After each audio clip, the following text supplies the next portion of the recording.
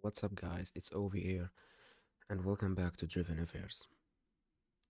Well, I admire you for maintaining a bit of that race car driver swagger. Here's to hoping we never beat it out of you. You'd be dreadfully boring otherwise. Jesus, Jessica.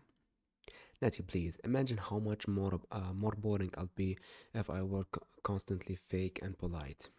Somehow, despite her abrasive honesty at times, I'm sure Jessica has no problem being deceitful when it suits her. I make a note to take everything she says with a grain of salt. The sun slowly burns down the afternoon sky as we nurse our drinks and chat. At times, I forgot I was even there in a professional capacity, trading barbs and stories with Natalie and Jessica before making the long drive back to the city. Saturday. The first inklings of dusk are beginning to creep into the skyline. When I pull up to Natalie's townhouse, I'm scheduled to drive Natalie and her husband to a party uptown. I text Natalie to let her know that I've arrived. A few moments later, I receive a text back in Garcia. Hey, come inside, I just need a minute. An odd request, but I turn the ignition off and hop out. Natalie is in the foyer, waving me in, and in some heated argument on the phone. On some heated argument on the phone. Okay.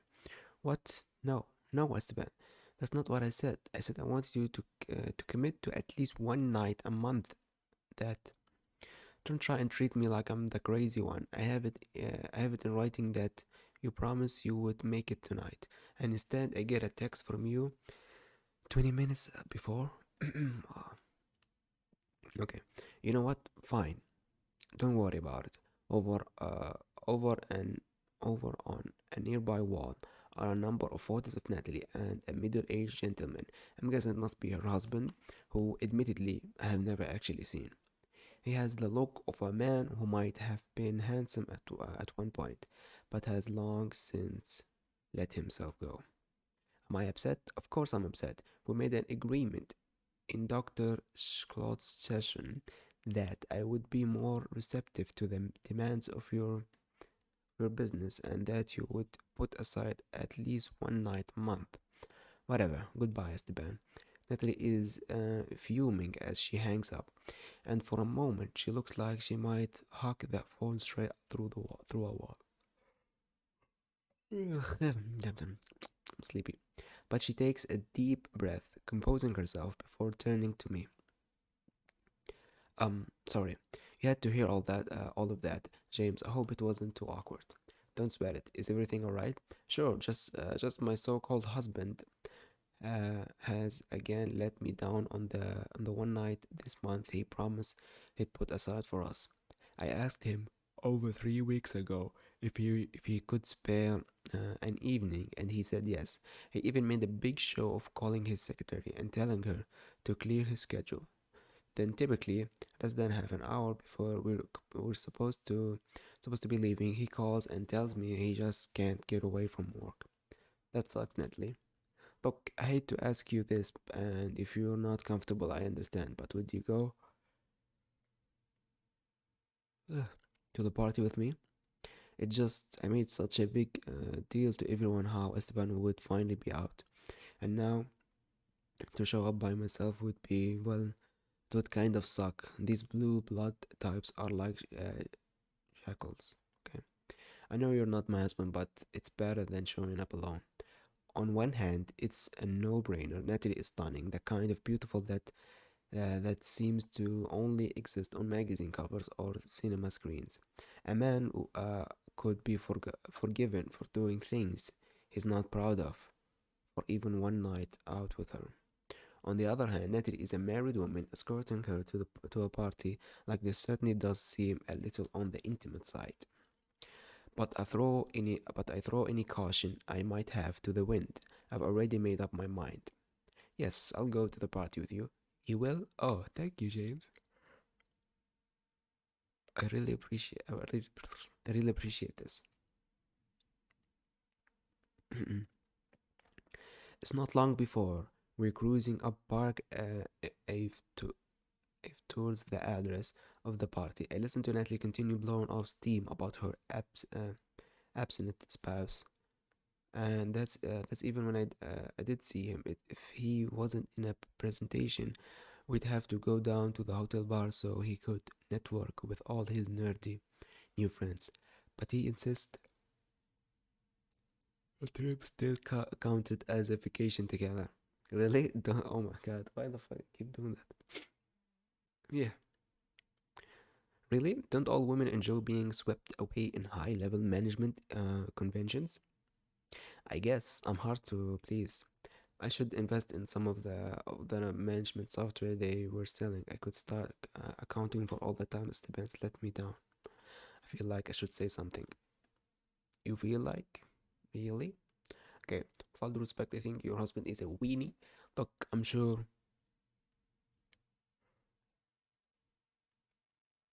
with all due respect, I think your husband is a weenie. He looks at me, head cocked and eyes slit. My husband is a weenie. What are you? Like 7? Shrek, I know what I said. Yes, ma'am, I think your husband is a weenie and I stand by that. Like, I don't know if you're trying to be cute here. What part of you thinks it's professional to call your boss a weenie in front of his wife? Just being honest about my opinion on the matter, ma'am. Plus, calling him a weenie is a fair bit kinder than some of the things you have been saying regarding his character. I can complain about him because he's my husband. Doing labs on her hypocrisy for a reason I'm not entirely sure of. Maybe there is something more real when someone confirms a fear you have. By confirming that Natalie's suspects, I'm validating the truth she's afraid to face. She's married to a chump that doesn't care about her. As you say, ma'am, I'll keep my opinions to myself. Natalie broads and pouts in the backseat. I'm not sorry about giving her the truth, though. Whether she wants to accept it or not, it's her problem. I just hope she cools off before we get to the party, otherwise this could turn into a long night. Let's pick the other one, but not uh, read all of it. Look, just misguided sometimes. Okay. Yeah, maybe you're right. I guess it's not. Yeah, it's better.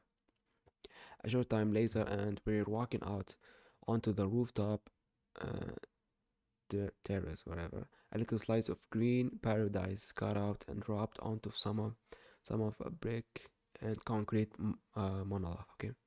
I feel like a fish out of water immediately. I'm used to driving this crowd around, not socializing with them. But half the people here are wearing my entire net worth. Still, it is beautiful. Fountains, candle lanterns, soft jazz. And above all, there's Natalie. She's stunning, glowing in the candlelight like something almost otherworldly, and drawing the gaze of just about every man in eyeshot, and skulls from more than a few women. Thank you again for coming with me to this. I do appreciate it. It's no problem. If you don't mind me saying, you look beautiful tonight. Natalie's cheek turned a rosy pink as she glances away to hide her blush. You keep that up and you're in danger of getting a good tip tonight. Well, I just wanted to make sure everyone, make sure someone said it to you. It'd be a crying shame otherwise. She giggles and I feel her arm tighten around mine. From across the terrace through, someone calls out her name. Natalie, Nat, baby, you made it. A gorgeous dusky beauty emerges from the crowd, her ample breast and round hips, contrasted by her slender waist, are barely contained in her dress and jiggle playfully as she saunters over. Cheryl, happy birthday. Another hug. Let Cheryl embrace warmly, and it's a hopeless battle to keep my eye from drifting down to their large bosoms pressing together, looking like scoops of chocolate and vanilla ice cream cuddled up together on a Sunday. Honey, you are looking hot tonight. Speak for yourself, gorgeous. I'll be mad at you for showing up looking this sexy to my birthday party if I didn't want a slice of that pie myself. She reaches around and slaps Natalie's playfully on the ass before glancing over at me. You're not Esteban. Did my girl here finally wise up and dish that bomb? Natalie shackles nervously and introduces us. Unfortunately, Esteban had some last minute business come up and he didn't make it. He did want me to pass on how badly he wanted to be here. In the meantime, my driver here, James, was kind enough to escort me out tonight. It's a pleasure to meet you, ma'am. Thank you for having me and happy birthday. The pleasure is mine, honey. What a surprise. Esteban just happened to have last minute business when he's supposed to be out with his fox of a wife. It's the same with my husband, baby. John, maybe, can spend 300 grand on a diamond necklace for my birthday but can't show up himself. What do you think, James? How crazy are our husbands for letting their stunning wives go out and party without them while looking this good? I couldn't say, ma'am.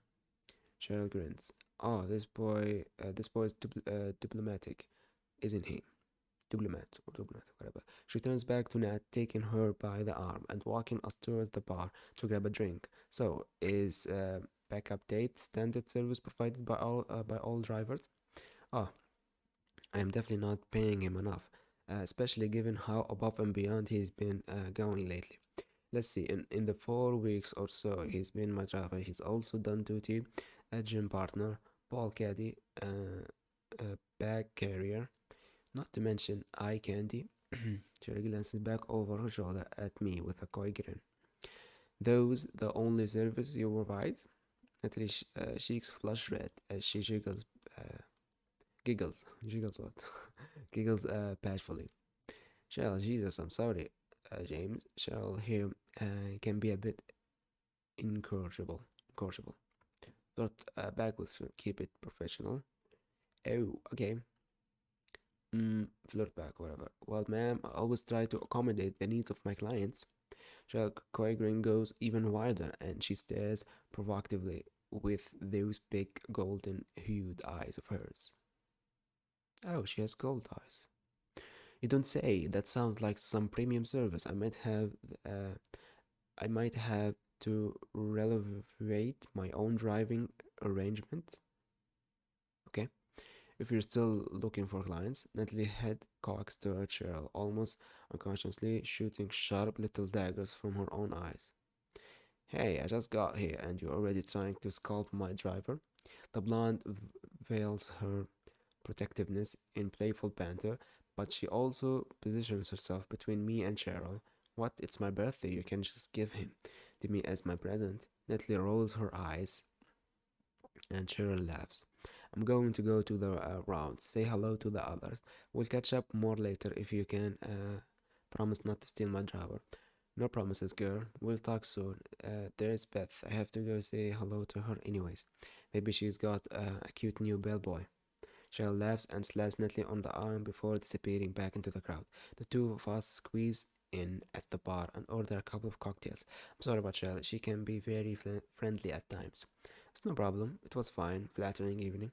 Even. Natalie giggles before looking out across the party, a slight breeze playing with her golden hair. I do appreciate you coming out with me. It's just so nice to be out like this, forgetting about life for a little while. I know, I know, spasm doesn't solve any problems, but it's nice to be away from them for a spell. I don't know what the fuck that word is. Okay, it's like I can't just go be someone else for a few hours. What about you? Do you ever feel like you're going and being someone else sometimes? Doesn't everyone once in a while? Get away drive, right? The person you'd rather be flying down city streets in a car, chase cops hot on your tail, living dangerously. Growing up, you probably didn't dream of driving rich housewives around and listening to them complain about their first world problems. Yeah, well, I think the expectancy is longer. Plus, we all settle and make compromises in our lives. That he looks off across the skyline. I suppose you're right. There are certainly worse places to be. I can't argue with that. She looks over to me and smiles. We sit and just enjoy our drinks for a while, talking and swapping stories until Cheryl appears from her social rounds. My feet are killing me. Since when did having a birthday party become so much work? No rest for the wicked. Girl, you know it. Why don't you have a seat? Can I get you something to drink? Oh, this man is all about service. A Cosmo would, a Cosmo would be divine. Thank you, baby. That. Another martini, if you don't mind. I return to the bar to order another round for the girls. It's not so far from our table that Natalie and Sherry aren't within earshot, and I just barely overhear them while I wait for the bartender to work his way down to this end. I'm guessing they're gonna be talking about how they want to fuck him. So, how are the divorce filings going? Well enough. I'm still able to keep things mostly under wraps. It's been a slog. That if I have to go through one more legal document, I'll lose my mind. But my lawyer says I should be able to walk away with a good share of my assets. How's Sean taking all of this? Poorly, but fuck him. He should have thought of that before deciding he was into men. Sorry, Sharon. Wasted 5 years of our fucking lives so he could live in denial. How the hell did I not see it? You can blame yourself. Some people are just good at hiding things. Well, that bastard should get a medal for bullshitting. What about you? When are you gonna divorce that love of a husband? Well, I was wrong. Shall come on. What wake up call, girl? We ain't getting any younger, and it's not like you don't have any options. I can almost feel Shara nod her head towards me at the bar. Natalie hushes her voice, but it's still just barely audible. Okay, I was right. Yeah, my driver, seriously? Why the fuck not? He can barely keep his eyes above your neckline, and when he does, he looks at you all googly eyed. The boy is fine too. You're way too hot not to be having your brains fucked out every night. And all I'm saying, just use him for fun. I feel my face starts to get warm, standing there, pretending not to hear them.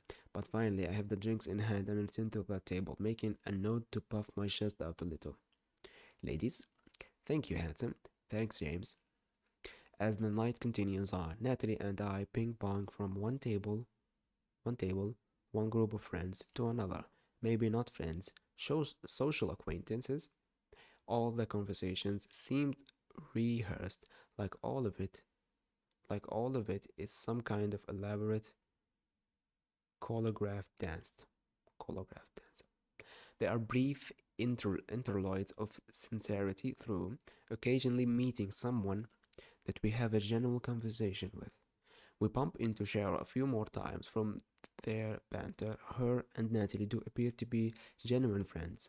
Natalie leads me on the rounds until after midnight when she finally cracks a deep yawn.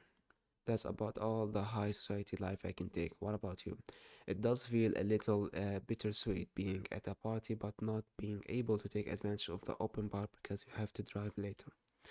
We could just call a ride share later, tie off a few more.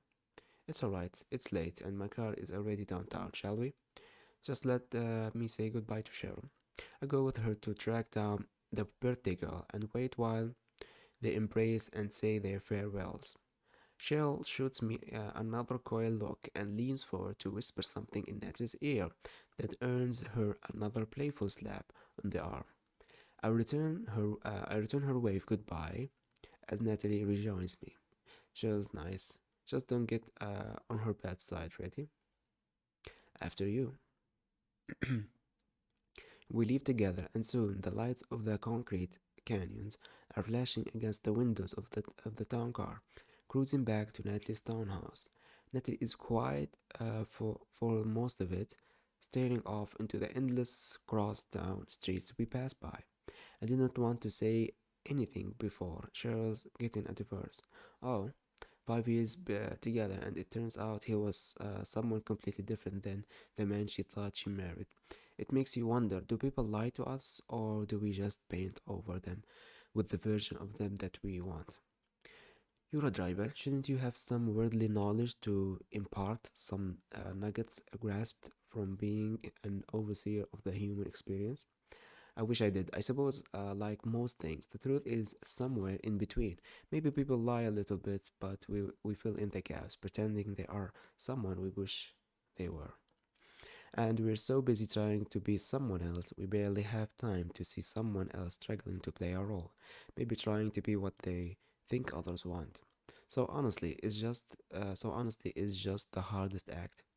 No, we're just really good at making it difficult for ourselves. Seems to be an innately human quality. Yeah, whatever. I think it. I think if folks had the courage to be honest with themselves about who they are and what they want, they'd be happy. They'd be happier. But it means being selfish, living for oneself and not for others. When you commit to someone, it means giving up some of that selfishness. If you love someone, how much of yourself do you give up? Do you still feel the same way 1 year later? Five, 10? Damn. Why the fuck they're talking so deep, man? That's some deep shit. It's always hard, and there just isn't an easy answer. Neatly choose on the thought before turning back to get lost in the train of light, train, train of lights passing outside the window. Before long, we pulled up to the curb in front of Natalie's place. She pauses when we have come to a stop, looking out at the tall, empty townhouse. Natalie, is everything alright? It should be my dream house, a luxury townhouse in the heart of New York. It has to be worth at least 20 million. But right now, it feels like there is nothing for me in there. She looks over at me and I get lost in those deep green eyes of hers. All the comfort the cure to our loneliness and longing, just an arm's length away. So I reach out. That's right, I reached out, boys. My hand grazes her cheek, and she leans in as if on command. I pull her to me, and our lips connect, sending pulses of electricity through each other. Her strong, slender arms wrap around my neck, and she pulls herself in tight to me, almost into my lap. We hold each other for a moment before my hands begin to travel downward, exploring the crests and valleys of her curves. Her form is firm but still soft. Her well sculpted hips and supple breasts give to the slightest caresses. Let's go to the back. I follow her into the rear seat, my hands glued to her figure, laying beneath me. She tugs and wiggles out of her tiny dress. Her ample chest tumples from the garment, and my eyes lock on her milky globes. Lettuce giggles, seeing how transfixed I am on her womanhood. Do you like them? Oh, very much too. Oh, I like them very much. Okay. My hand cups her perky melon, squeezing, and the soft moans escape in her lips as I feel her grow hard and dig into my palm. The touch seems so much. Okay, these explanations are very. Yep. Oh, okay. Damn, the art is sexy, man. Yep, it's quite a desperate whisper, but I'll be powerless to refuse taking my raging shout and pressing it to. Yeah, it's a hot opinion, but there is no need for the animations. Art is good. I'm not the one for like going crazy about animations, especially if it's just an image and just a moving image. So why bother? Just make it a beautiful image, still image, and don't you know. Um. So we have an option, the usual inside or outside. So outside. Mm-hmm.